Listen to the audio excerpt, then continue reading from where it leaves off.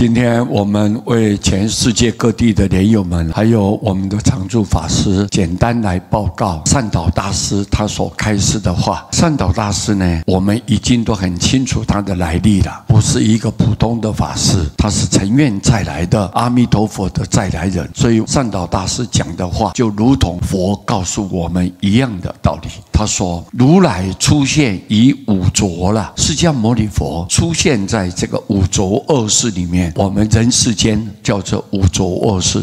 劫浊、见浊、烦恼浊、众生浊、命浊，很肮脏污秽。他愿意出现在这么混乱不安定的一个世间里面，他随宜方便化情蒙啊，他随各种因缘适合的方式给众生方便化，就是感化一切的众生。善导大师把话都点出来了，让我们深切了解佛陀的大慈大悲。本来在佛的境界里面，他是逍遥自在嘛，非常的幸福快乐，没有任何欠缺。你想想看，他过的是多么让人家赞叹欣赏，但是他愿意倒驾慈航来这个娑婆世界，广度一切众生。群蒙就是一切众生，为什么？他就是不忍众生苦，不忍圣教衰啊！无论如何想尽办法，只要有一点点机会，一点点因缘，他就一定要救度众生。所以你看，佛的悲心悲愿这个地方可以充分的体现。善导大师就讲了，佛陀在世间讲了三藏12部的经典，种种法门皆解脱。他不管讲什么法，都是要让众生能够跳脱生死苦海，就是要解脱，目的是这个。所以佛陀大慈大悲，用他的大智慧、大圆满的功德力来加持众生，提醒众生，让我们都去解脱。但是所有的方法虽然都解脱，无过念佛往西方，但是没有一个胜过念佛到西方极乐世界，没有。为什么？原因在哪里？